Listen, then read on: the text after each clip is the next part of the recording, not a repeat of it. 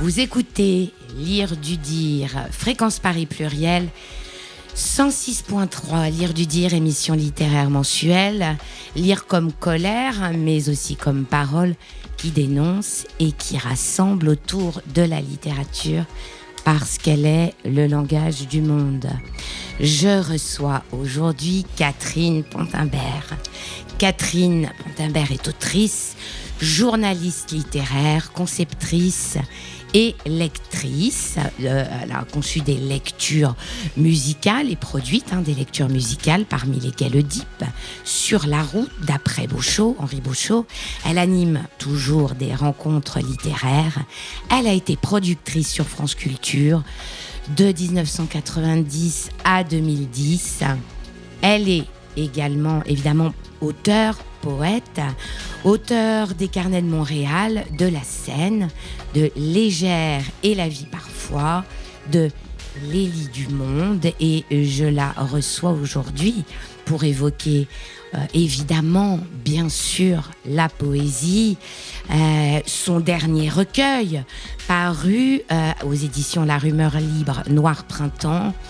Et puis, cette mission qui semble être la sienne, car elle n'a jamais cessé de transmettre la poésie, de donner la parole aux autres, afin que tout le monde puisse connaître, puisse écouter, puisse avoir accès à la littérature.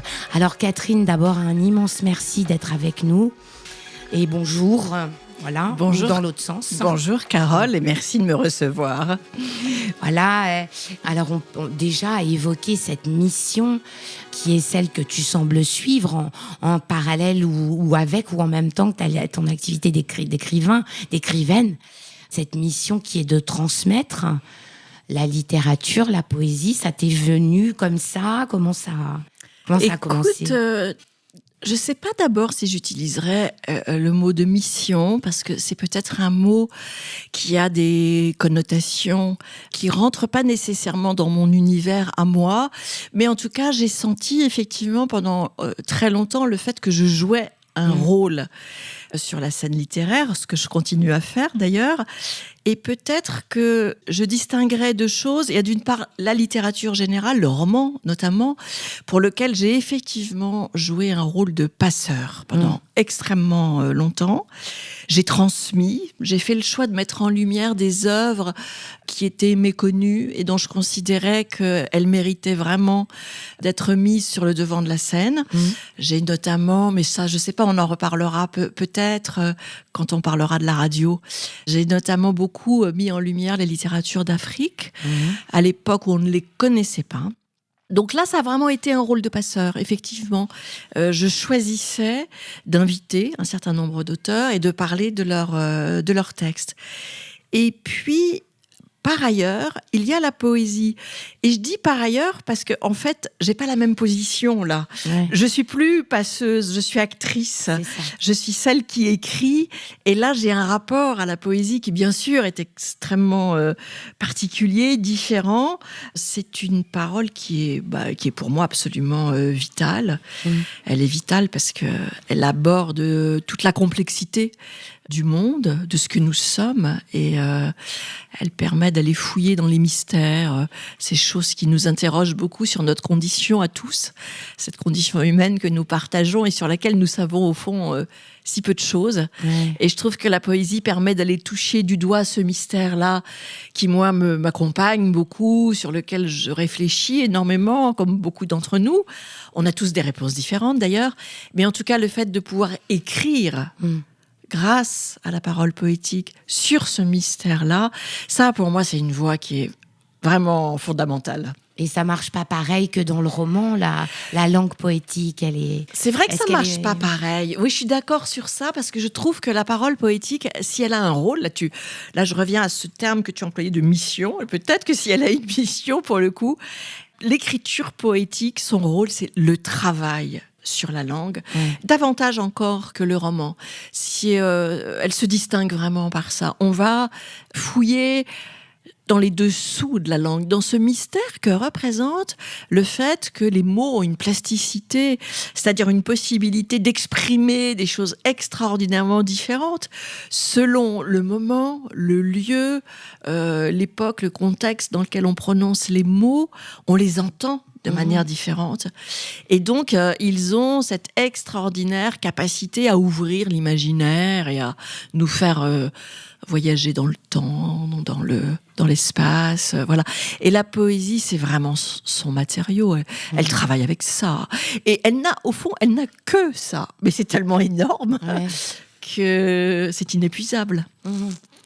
Et alors, du coup, ton rôle de productrice sur France Culture, alors, si tu peux évoquer cette période de ta vie, et aussi, puisqu'on est sur la question du roman ou de la poésie, pourquoi le roman à France Culture? Pourquoi pas majoritairement? Et est-ce que tu as invité également des poètes?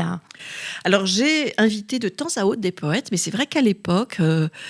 il y avait relativement peu de place pour la poésie à l'antenne. Enfin, il y avait une émission qui lui était dédiée et il y avait une personne qui s'en occupait. Donc, il y avait une voix consacrée à la poésie. Et sur le reste de l'antenne, il y avait relativement peu d'espace autre possible pour parler de poésie. Et puis, j'avoue aussi que moi, mes années de radio, qui ont été des années formidables, j'ai adoré faire de la radio pendant plus de 20 ans, puisque j'ai passé 20 ans à France Culture, et avant ça, j'avais fait mes débuts à Radio France Internationale pendant 4 ou 5 ans. Donc, c'est un gros morceau de vie, quand même, 25 ans. Et c'est vrai que la radio a été pour moi un lieu qui m'a permis d'assouvir ma grande curiosité pour le monde, pour les autres, parce que j'y ai produit beaucoup de documentaires, des documentaires radiophoniques, et ça voulait dire qu'on partait à l'étranger, qu'on allait explorer des territoires, des réalités humaines, sociales, culturelles, religieuses, etc., différentes des nôtres, et on ramenait des voix que l'on n'entendait nulle part ailleurs. Et ça a été une forme d'initiation pour moi, une initiation au monde, une initiation à cette formidable pluralité du monde, à cette diversité des êtres humains à travers les pays et les civilisations, qui a été un bonheur absolu. J'ai adoré vraiment faire de la radio.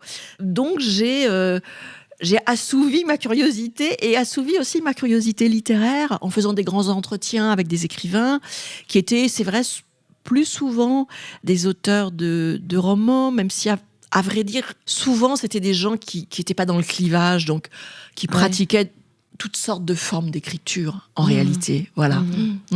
Et tu t'intéressais plus à leur œuvre en globalité, globalement? Oui, tu sais, quand on faisait des grands entretiens, en l'occurrence c'était une émission qui s'appelait, et qui s'appelle toujours parce qu'elle existe encore, qui s'appelait À voix nue. C'était vraiment une plongée de 2h30 dans l'œuvre d'un auteur qu'on déclinait en 5 volets, et donc on essayait vraiment d'explorer un monde et d'essayer de comprendre comment une œuvre littéraire se bâtit, d'où ça part, comment ça fonctionne, par quoi c'est nourri, par quoi c'est traversé, les influences, le travail sur l'écriture, quel genre d'histoire on raconte et pourquoi on les raconte, enfin, etc., etc.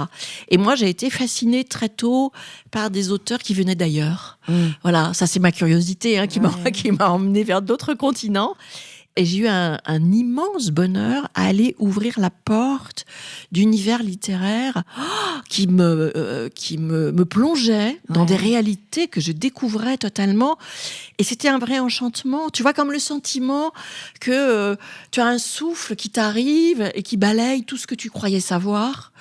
Et tout d'un coup, tu te retrouves tout nu. Et tu te dis, finalement, je ne sais rien, parce que là, on me raconte des choses que je ne connais pas. Et tu te nourris de tout ça. Et donc, voilà, ça a été... Et donc, ça donne de la poésie, finalement. Absolument. Ça ouvre sur l'envers du langage, peut-être. Tout à fait. Oui, parce que le langage a c'est cette face cachée dont je parlais tout à l'heure, des mystères qui sont nourris par des réalités humaines. On a des rapports à la langue qui sont différents selon les lieux où on est né, selon les histoires collectives et individuelles que l'on a, selon qu'on est né dans une famille où on écoute des chansons, où on raconte des contes, où on raconte des histoires aux enfants, où on écoute la radio, où on est bercé par les langues étrangères ou pas. Enfin, etc., etc. Et notre rapport à la langue, je crois qu'il se bâtit profondément par le corps aussi, tu vois, parce qu'on enregistre. Quand on est enfant, on capte tellement de choses à notre insu, on le sait pas, mais on capte des tas d'influences, des tas de musique, des tas de sons, qui après, quand on écrit, c'est là qu'on va puiser en fait. Moi je crois profondément que c'est là, le grand réservoir, il est là. Ouais. Il est dans le corps en fait, dans ce que le corps a capté, dans ce qu'il a enregistré. Et après, on essaye, voilà, d'aller retrouver cette langue d'avant la langue, en quelque sorte. On va marquer une première pause. On va écouter Souleymane Diamanka, qui est un poète qui slame ses textes, et un morceau qui s'appelle « Réponds-lui de l'eau ».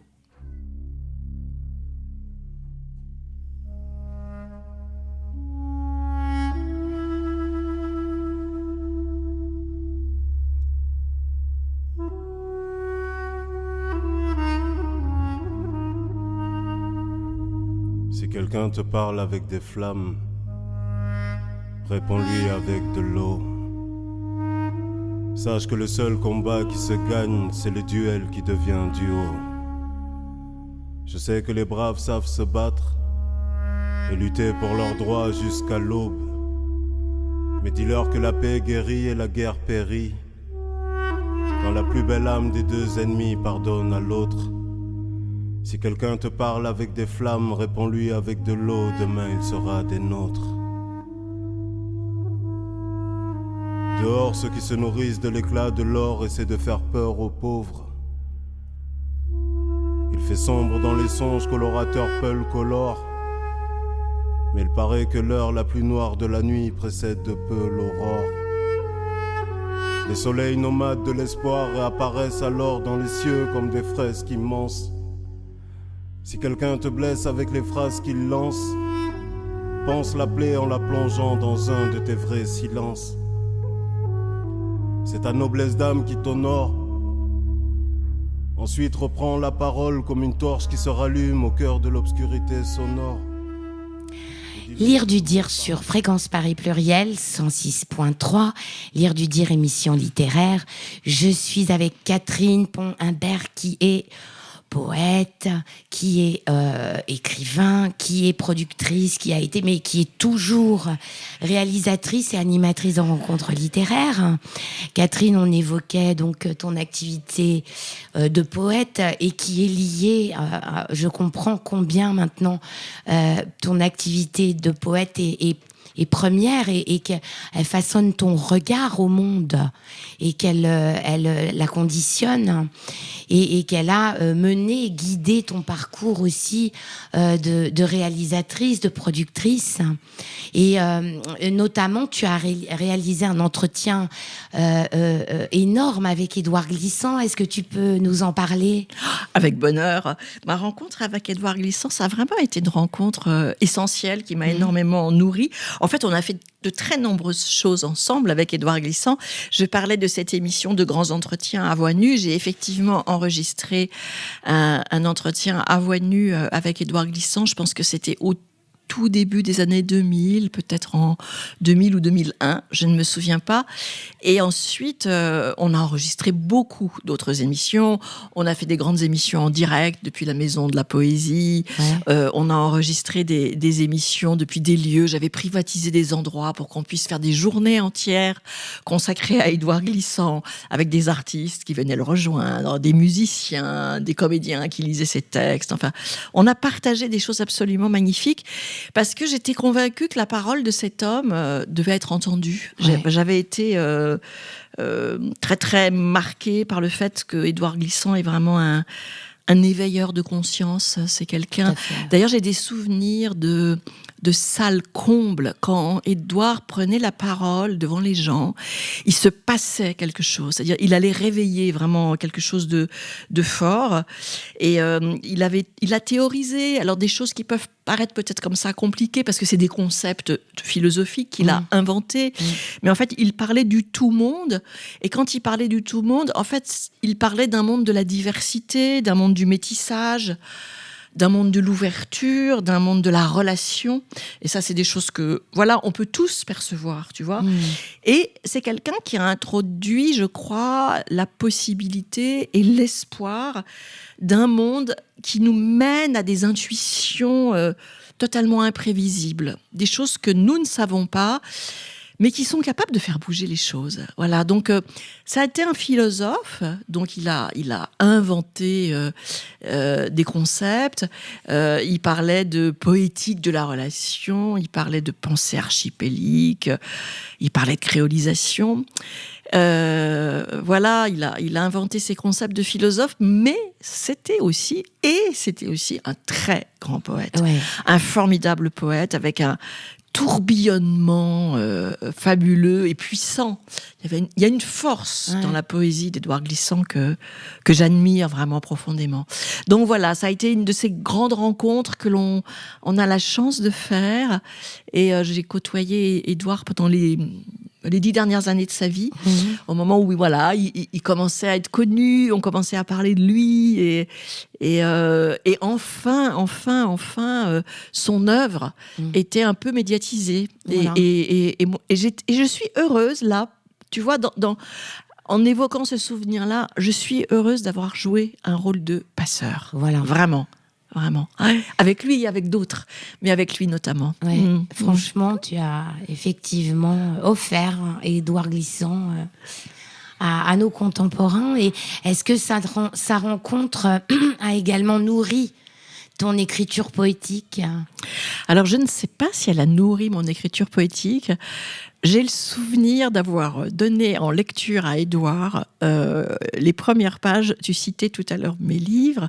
C'était La Scène, qui est un récit, et qu'il a lu et qu'il a annoté. Inutile de dire que j'ai gardé les annotations. Et où il m'encourageait à continuer l'écriture de ce texte. Il a posé un regard extrêmement bienveillant sur ce livre. Et puis, probablement, sans que je le sache, il a déposé en moi des choses si fortes que, sans doute, elles ressortent dans mon écriture poétique aujourd'hui. Mais alors là, je ne le sais pas. Tu vois, ça fait partie de ces choses qui se jouent complètement à notre insu. Il y a quand même une partie, dans le travail de l'écriture poétique, il y a une partie des choses qui nous échappent. Voilà. Pourquoi certains mots nous obsèdent à ce point-là ?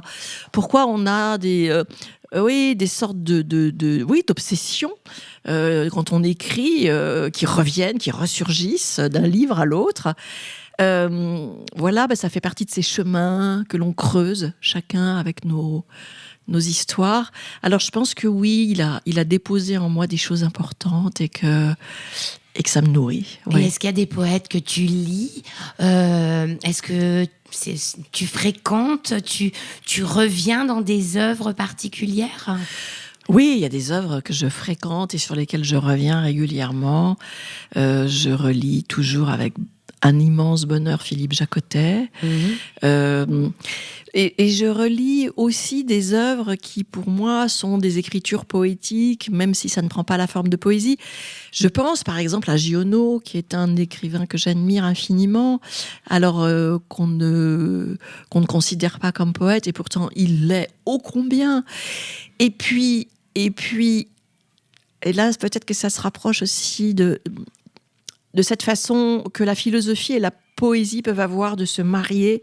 Je pense à Camus, qui est un philosophe formidable, mais si on lit Noce et si on lit L'été, on est devant une langue de poète. C'est un des plus beaux livres que j'ai jamais lu. C'est magnifique. Donc je le relis de temps en temps. Voilà. Et c'est un lieu. Et là, on est en pleine poésie. Cette façon que Camus a de parler de la terre d'Algérie, du soleil et de la façon dont son corps inondé de chaleur lui a permis de prendre conscience de sa présence au monde, c'est d'une beauté inouïe.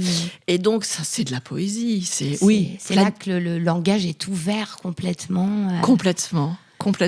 Ouais, absolument. Tout à fait. Ouais. Et alors, du coup, ton dernier recueil qui est paru à la Rumeur Libre, Noir Printemps, déjà. Est-ce que pour marquer une petite pause, tu peux nous lire un extrait avant de l'évoquer? D'accord, volontiers. Alors, bon, on écoute un extrait de Noir Printemps. Je lis 1 ou 2 poèmes, c'est ça? Avec plaisir. C'est bien, oui, très d'accord. bien. On y reviendra. Oui. Comme ça, les auditeurs peuvent, avant qu'on évoque. Alors, je vais peut-être lire le premier. Bah oui. Voilà. Et puis, je vais peut-être... je sais pas, mais je vais peut-être lire le premier et le dernier parce que ça se répond et ça boucle le livre. Et donc, ça donnera peut-être une idée de la façon dont ce livre est construit. Très bonne idée. Alors, le premier s'intitule « Le monde est vieux ». Assoupi sur son lit de paresse, château de cygne assiégé de fissures, le monde est vieux. Sorti d'un imperceptible sommeil, un songe l'a entraîné loin de ses opacités. Un instant, il a cru se délester de sa charge. Avant lui, personne n'a connu la peur. Avant lui, personne n'a frôlé l'inconnaissable. Il a fouillé l'ombre des grottes, écouté à l'intérieur de nous. Il sait nos fractures, connaît les ratures de nos existences. Il a tramé la toile de tant de vies. L'âge lui a tissé un corps noueux. Le comptage des siècles pèse sur ses épaules. Dans ses yeux passe le reflet d'un temps sans devenir. Toute sève bue, sa survie tient aux épines. Toute émotion absorbée ne reste que la rudesse de sa carapace. Enténébré des malheurs qui l'abritent, il reste étendu sur sa couche. Au bout des mots, il sait ce vieux désir d'immortalité. Et le dernier, qui s'intitule « Le vieillage du monde ». Quand guidés par notre étoile, nous saisissons sa lueur, tout s'éclaire dans son faisceau. Depuis son vieillage, le monde nous fait signe. Une trouée se dessine qui abolit les frontières. Les barrières déchues n'ont plus de raison d'être. Tout s'ordonne et s'apaise. Les éléments se relient sans plus rien pour les séparer. Mariage heureux du sombre et du clair. Danse légère des feuilles aux arbres. Tout ralentit et s'adoucit. Comme une main alliée venue soigner les pensées, signifier qu'il est encore possible d'avancer, qu'il est encore permis d'abandonner la peur. Du plus lointain des temps, une forme rassurante rejoint le présent. Depuis son vieillage, le monde nous fait signe. Fréquence Paris Pluriel 106.3, c'est Lire du Dire, émission littéraire avec Catherine Pontimbert qui vient de nous lire un extrait de son dernier recueil, Noir Printemps. Et pour évoquer ce recueil, parce qu'on parlait de l'écriture poétique, de la poésie, qu'est-ce que c'est, ce travail du langage? Et moi qui ai lu tes précédents recueils, je trouve que Noir Printemps marque un pas, un cap, un tournant dans ton œuvre et que il sonne un peu comme un bilan. Et c'est là qu'on voit la magie du travail de la langue poétique, c'est-à-dire que d'une expérience particulière, on arrive à la condition humaine, on transcende l'expérience d'une personne.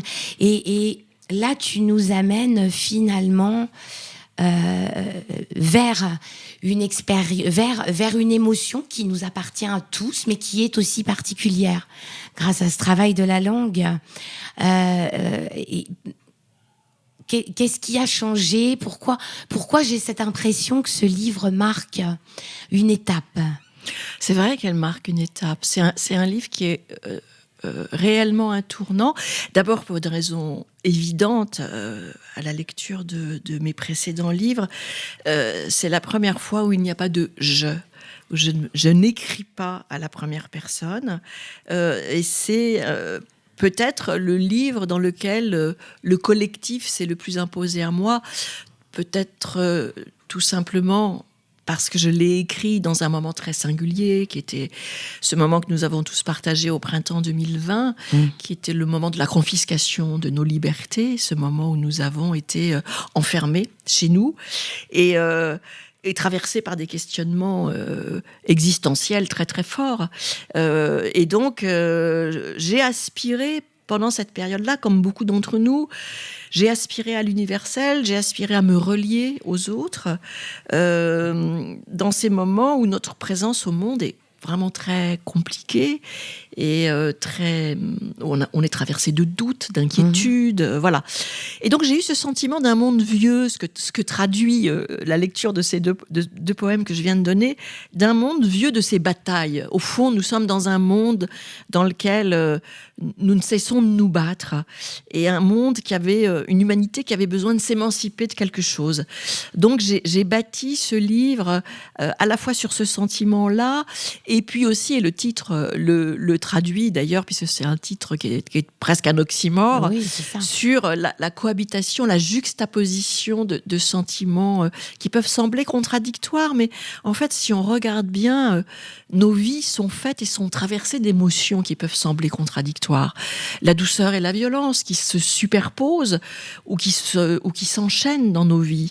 La beauté et la laideur, la perte et la rencontre. Enfin, finalement, nos vies sont oxymoriques d'une certaine façon. Et donc, ce livre-là parle aussi beaucoup de ça, de ces sensations que moi j'ai eues pendant cette période où j'étais traversée à la fois par de grandes émotions, très belle, ça peut sembler étonnant étant donné ce que l'on vivait, et en même temps à d'autres moments par de grandes inquiétudes sur le devenir de l'humanité, sur là où nous allions. Et heureusement que j'avais l'écriture poétique, parce que l'écriture poétique, là, pour le coup, a été vraiment... ça, c'est un mot que j'aime beaucoup. L'écriture poétique, ça a été un chemin d'espérance. Et l'espérance, c'est probablement un des mots les plus forts auxquels moi, je crois beaucoup. Pas l'espoir, l'espérance. Ça contient énormément de choses. Et là, la poésie m'a permis ça, m'a permis d'être dans l'espérance. Et de te relier finalement à l'expérience de tous grâce à la langue. Exactement. Ouais. C'est très fort, en fait, dans ce que nous vivons dans l'écriture, cette façon de nous relier aux autres. Et c'est extrêmement émouvant le jour où, face à un de nos livres de poésie, quelqu'un vient nous voir en disant mais au fond, votre poème, il parle de moi. Et là, tout d'un coup, on se dit, mais oui, vraiment, on est profondément relié aux autres quand on écrit. Et alors, on ne sait pas encore à qui ça s'adresse. Mais le lecteur, lui, il le sait.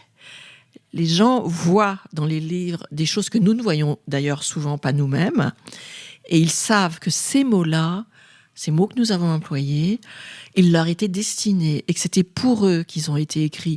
Et là, il n'y a pas plus belle expérience. C'est un moment où moi, je suis sans voix. Quand on me dit des choses comme ça, ça me bouleverse complètement. Et c'est une des très, très belles expériences que l'écriture poétique permet de partager. Notamment, et quand on donne la poésie en lecture à voix haute, ce que je fais souvent, ce que nous faisons souvent, ce qui est probablement la meilleure façon de la faire découvrir, on a des expériences comme ça avec des gens qui ne lisent pas nécessairement la poésie, mais qui soudain, en marchant dans une rue, dans un festival où on lit de la poésie, sont arrêtés, s'assiedent, s'installent et écoutent. Et tout d'un coup, ils disent, mais en fait, la poésie, c'est aussi pour moi.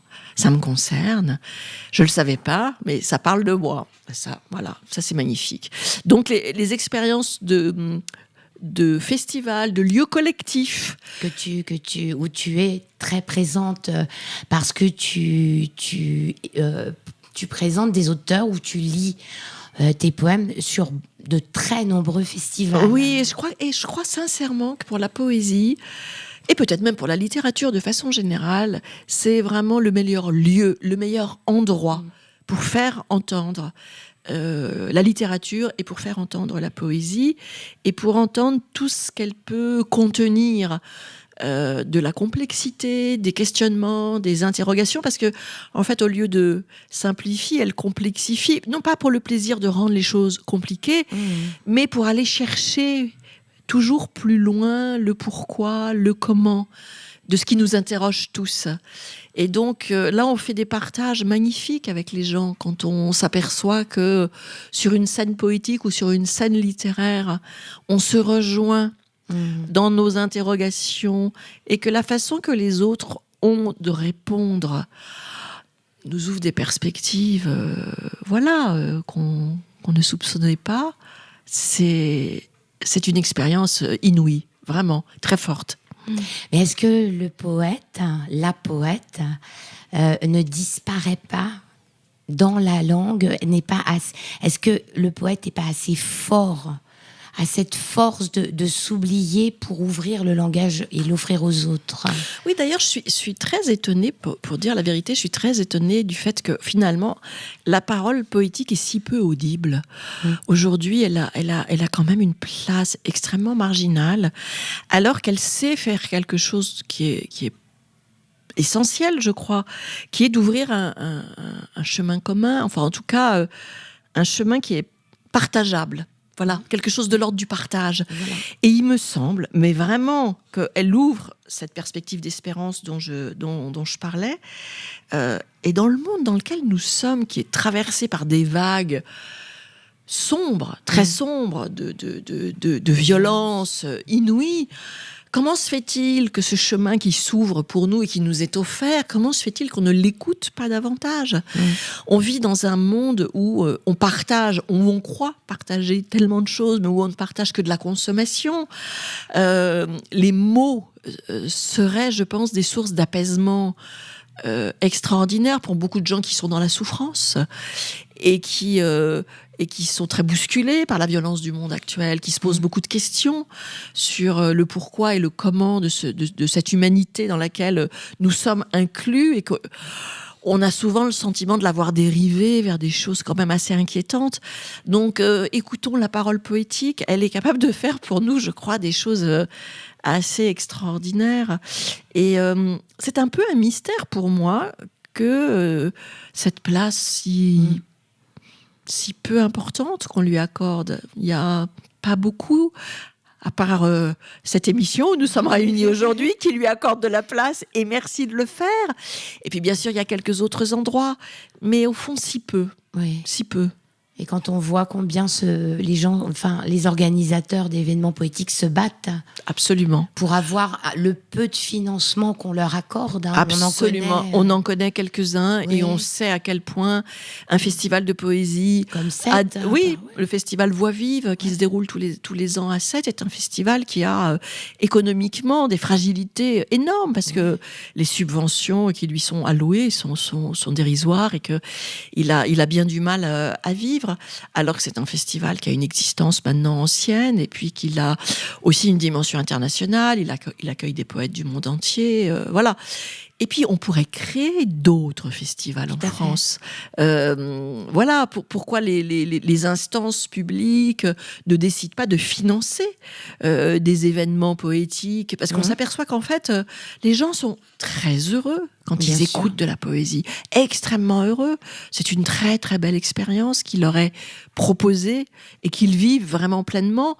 Donc, moi, je ne peux qu'encourager les initiatives de tous ceux qui voudraient inventer, créer des formes qui permettent aux poètes de venir lire, partager, dire, mettre en musique. Mais d'ailleurs, il y a de plus en plus de monde qui assiste absolument à ces endroits, qui viennent dans ces lieux où il y a le partage de ce langage libre, finalement. Tout à fait, les salles sont pleines, les scènes sont pleines, et quand on propose de surcroît des lectures musicales, ça allie, ça permet des passerelles avec d'autres formes d'expression artistique, et c'est formidable. Ou même avec la peinture, moi il m'est arrivé de monter des lectures en associant des projections de tableaux sur des textes. Enfin, on peut imaginer toutes sortes de formes qui relient. Et ça, moi, je suis très sensible aux liens que l'on fait avec les autres artistes, les musiciens, parce que bon, c'est une chose qui est parmi les plus évidentes.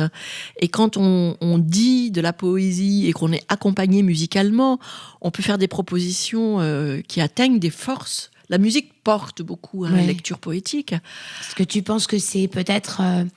on a écouté un slammer. Est-ce que les jeunes vont beaucoup plus facilement vers cette parole rythmée, cette parole poétique, je pense que c'est peut-être un moyen aussi de les atteindre, comme tes lectures musicales. Tout à fait. Moi, je pense que c'est un des bons moyens, effectivement, pour faire sortir la poésie de ce petit cachot sombre dans un coin où on a voulu l'enfermer pendant si longtemps, en disant, oh là là, là-bas, il y a quelque chose qui est... Pour les initiés. Pour les initiés, quelque chose de très compliqué là-bas, derrière cette porte, et personne ne peut y accéder. Mais non, pas du tout. C'est absolument pas comme ça que ça fonctionne. Et oui, la musique, je pense, contribue beaucoup. Le slam a bien sûr fait énormément. Et les scènes poétiques sont de plus en plus variées. Il y a toutes sortes de formes poétiques. Alors... qu'on partage ou pas, hein, mais et c'est bien, cette diversité des écritures poétiques, elle est importante. Et j'espère effectivement qu'avec les nouvelles générations, on va vraiment arriver à quelque chose de plus vivant, de plus ouvert. Voilà. Oui, qu'on va partager ça davantage. Ouais. Alors, est-ce qu'on peut écouter encore des poèmes de Noir Printemps? Oui, peut-être un ou deux poèmes qui ont un lien avec la nature. Oui. Parce que pendant cette période pendant laquelle j'ai écrit ces poèmes, on était profondément privé de ce lien avec la nature, qui a pris du coup une importance absolument vitale.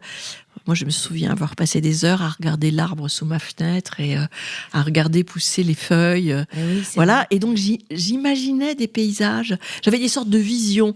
Donc, il y a plusieurs poèmes qui sont presque des poèmes paysages dans le livre et qui sont des formes d'évasion et qui reposent entièrement sur l'imaginaire, parce que ces paysages, je ne les avais pas sous les yeux, mais il suffisait que je ferme les yeux et je les voyais. Alors, il y en a un qui s'appelle « La nature d'or ». Sur la chaussée, une flaque de plomb miroite. Mirage instable où se reflètent les arbres. Les champs au loin forment des carrés de tissu vert tendre. Réverbère une lueur de jour phosphorescente. Le ciel est un lac immobile. L'air opaque descend en chape lourde. La lumière se défie du regard, flotte dans ses hauteurs. La nature dort sans bruit. Lambeaux d'ennui épars dans les fossés. Les nuages infiniment changeants, velours immaculés, ourlés de lumière, suggèrent d'étranges apparitions, monstres ou merveilles. Un rayon troue la nuée. Derrière le bleu liquide, il n'y a rien. Un vide lisse et sans fin invite à chercher la possibilité d'une eau commune. Je peux en lire un deuxième ? Ah bah oui, bien sûr.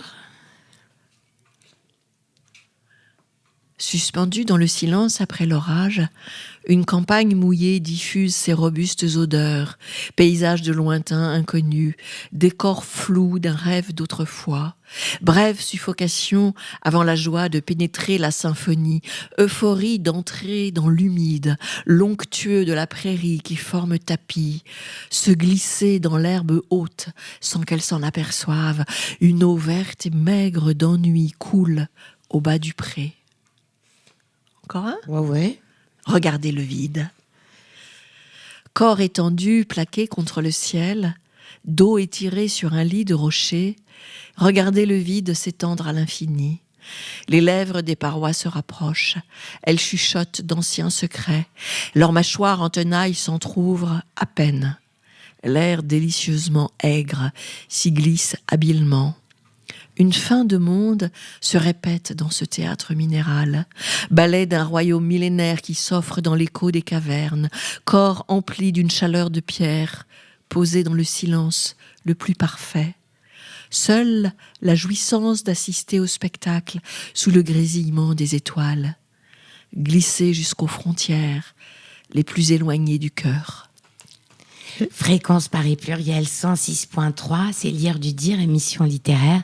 Je suis avec Catherine Pontimbert et nous venons d'entendre un extrait de son dernier recueil, Noir Printemps, paru aux éditions de la Rumeur Libre cette année. Il est tout petit, tout nouveau, tout grand aussi.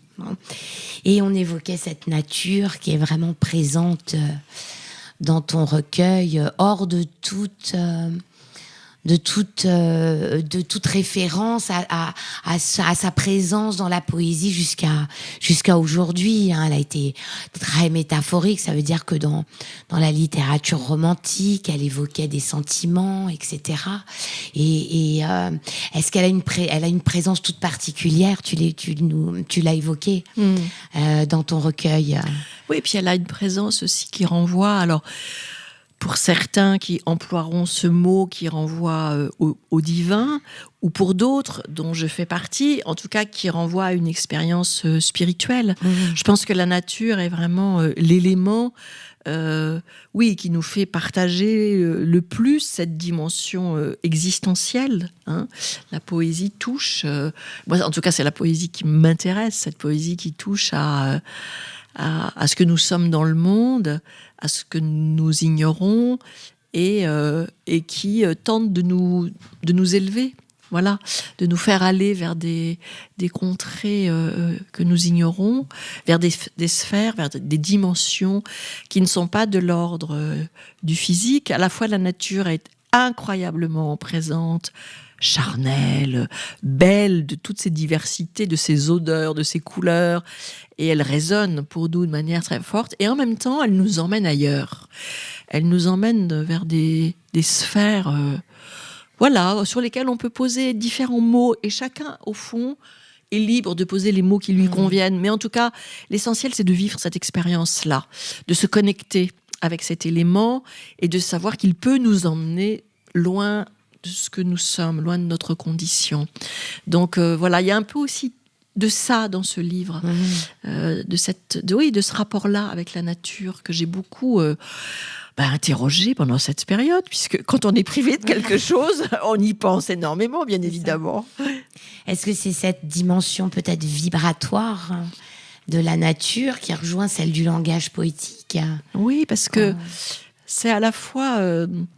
sont des expériences, je crois, qui abolissent les frontières, qu'elles soient historiques, qu'elles soient temporelles, qu'elles soient géographiques, qu'elles soient de territoire, qu'elles soient... et elles nous renvoient, au fond, à quelque chose qui est important et qu'on doit qu'on partage tous. C'est le fait qu'on est constitué d'éléments divers. Personne d'entre nous n'a une identité. Ça n'existe pas. Une identité, ça n'existe pas. Nous sommes tous composés d'expériences et de composantes identitaires complexes, à la fois intimes, familiales, collectives, culturelles, linguistiques, etc., etc. Et là, on touche à tout ce décloisonnement qui permet d'accueillir en nous toutes ces expériences. Donc, avec la nature et avec l'écriture poétique, on touche à ça. On touche à cette capacité que nous avons d'ouvrir. Voilà. De ne jamais être dans le mouvement du resserré, du refermé, de l'exclusion, mais exactement dans le mouvement inverse. De ce tout-monde dont je parlais tout à l'heure en évoquant Édouard Glissant. C'est exactement ça dont il est question, au fond, dans le tout-monde. C'est ça. Et cette expérience qui, finalement, transcende nos conditions notre subjectivité, peut-être. Oui. Le langage poétique a cette capacité. À cette capacité. En fait, il a beaucoup de capacités. Il fait beaucoup de choses. Il fait énormément de choses. Ouais, il est opérant. Je pense que c'est une des forces de la poésie également, d'être une écriture opérante. Elle agit. Lire un poème, ça déclenche quelque chose en nous. Il y a une force qui fait que la poésie agit sur nos consciences, sur nos corps, sur nos sensibilités, sur nos émotions. Donc c'est une forme d'écriture qui a une force extrêmement puissante. Et on évoquait... j'ai pensé à comment parce qu'on peut pas dire on écrit, parce que je pense que chaque poète écrit différemment. Mais est-ce qu'un recueil, c'est une unité, ou est-ce que ce sont des fragments? C'est intéressant de voir. C'est très intéressant. À nos auditeurs, est-ce que ce fragment devient un tout? Est-ce qu'il est écrit comme un tout, ou est-ce que il est écrit comme des morceaux? Je trouve que c'est une des questions les plus intéressantes en poésie, parce qu'autant dans le roman, les choses sont évidentes, dans la mesure où on est conduit par un récit, et qu'il y a une histoire qui est conduite d'un point A à un point B, avec des événements qui relient des personnages entre eux autour de cette histoire, autant en poésie, on a parfois tendance à penser qu'au fond, un recueil, et le mot de recueil finalement traduit ça, qui me semble-t-il pose un peu un problème, que c'est quelque chose dans lequel on met un petit peu au hasard des textes épars, tu as employé le mot de fragment, et qui ne seraient pas reliés entre eux. Et moi, je suis extrêmement sensible à la construction des livres de poésie. Et moi, je ne parle pas de recueil, je parle de mes livres de poésie. Et je tiens beaucoup à ce que ce soit des livres, c'est-à-dire qu'il y a vraiment un fil conducteur, il y a une histoire qui se raconte, on traverse à travers les poèmes des expériences, mais qui toutes se relient entre elles, et je construis les livres, je passe beaucoup de temps à construire les livres et à choisir l'ordre dans lequel on va lire les poèmes, en imaginant l'effet que va produire l'arrivée d'un poème après un autre et comment le précédent va éclairer le suivant et réciproquement. Et ça, c'est de l'ordre de la construction, c'est de l'architecture. Hein. On met un élément au-dessus de l'autre, on pose ces petits damiers comme ça les uns sur les autres, on construit son mur et ça donne un ensemble, quelque chose qui est bâti. Voilà. Et donc, moi, je trouve que c'est une question importante en poésie. Vraiment, très importante. Parce que ça raconte une histoire, alors Bien sûr. On pense parfois que la poésie est ailleurs, éthérée, détachée du monde, qu'elle ne dit rien de nos expériences humaines. Mais c'est tout l'inverse. Elle ne cesse, enfin, je veux dire, nous ne savons de toute façon parler que de nous-mêmes. Chaque être humain est porteur d'histoires multiples, parce qu'il a des expériences et qu'il est capable de les partager avec les autres. C'est ce qui fait la beauté de nos rencontres et des rencontres. Et oui, bien sûr, la poésie raconte des histoires. Elle n'est pas hors du monde. Et les poètes, comme tout le monde, sont traversés par le monde, par ce qu'il se passe dans le monde, par les soubresauts du monde, par les chaos du monde, par les guerres, par les paix, par les alliances, par les mésalliances, par les aventures, les expériences, les découvertes. Oui, la poésie sait prendre en compte tout cela. Et elle sait parler. Au fond, il n'y a rien qu'elle ne puisse aborder. Je pense qu'il n'y a aucun sujet que la poésie ne sache pas dire. Simplement, elle a sa manière à elle de le faire. Voilà. Et alors que le romancier disparaît derrière le narrateur, tu crois que le poète disparaît dans la langue ? Alors, est-ce qu'il disparaît dans la langue ou est-ce qu'il se montre ? Alors ça, c'est question. Je sais pas. Peut-être qu'il se montre plus qu'il ne disparaît et que, en tout cas, il plonge dans la langue. C'est vrai qu'il descend souvent dans les profondeur. Moi, je suis passionnée par ce qu'il y a sous les mots. J'adore l'idée que sous les mots, il y a d'autres choses, il y a des faces cachées, des mots qui restent à explorer. Donc oui, on va creuser, on va plonger. Alors, est-ce qu'on se noie dedans ? Je ne sais pas, j'espère que non. Je me dis que non, parce que si on se noie, ça veut dire alors qu'on parle une langue qui sera peu compréhensible aux autres. Et moi, je suis très attentive au fait de parler toujours avec une langue poétique qui soit une langue poétique accessible. Je pense que la poésie trop complexe et expérimentale sur le travail de la langue, elle a sa place, c'est très bien, mais pour moi, c'est quelque chose qui, du coup, ne joue pas ce rôle d'aller vers les autres. Voilà. Et je tiens à ce que la poésie reste un lien. Voilà. Le mot relier, il est beau, ce mot-là. Oui. Que la poésie reste reliée aux autres et que la langue ne soit pas un obstacle. Voilà. Qu'on maintienne le lien, toujours. Ouais. Que le chemin se fasse entre celui qui écrit la langue poétique et celui qui la reçoit. Voilà. Et qu'il y ait le moins d'obstacles possible, même si on va travailler sur la langue et donc proposer des images, des associations, des manières de combiner les mots qui auront une singularité, mais ce qui est dit à travers ce travail-là reste simple. voilà, et accessible. Pour offrir le langage aux autres. Oui. C'est offrir le langage, c'est une belle chose. Offrir le langage. Ouais. C'est une formule qui correspond bien à ce qu'on fait. Ah oui. J'espère. On essaie. On essaie, oui. On va écouter Rouda, justement, qui est un slameur. Et les poètes se cachent pour écrire, qui a été réalisé par Le Chant du Monde.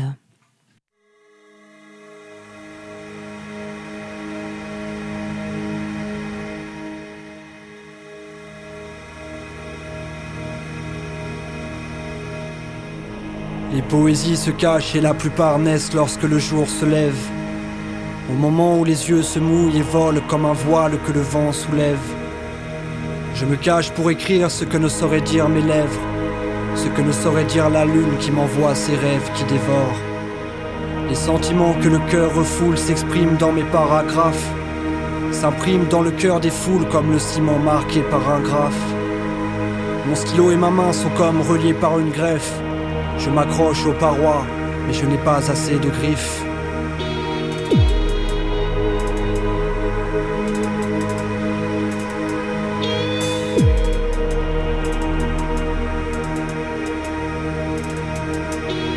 Les poètes se cachent pour écrire.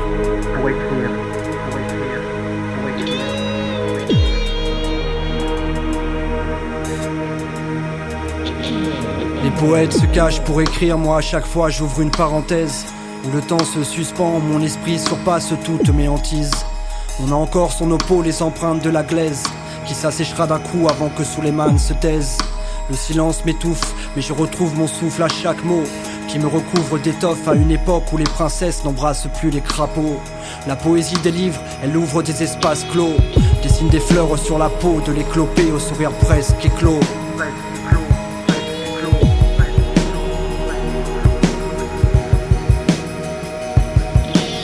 Les poètes se cachent pour écrire.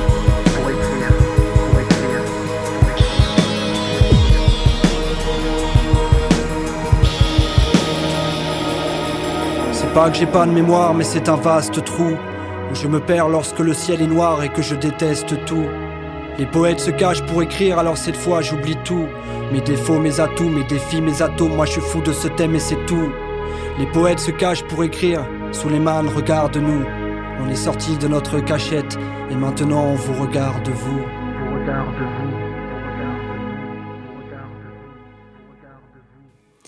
Fréquence Paris Pluriel 106.3, Lire du Dire, émission littéraire. Je suis avec Catherine Pont-Limbert et nous évoquons son dernier livre, et non pas recueil, Noir Printemps.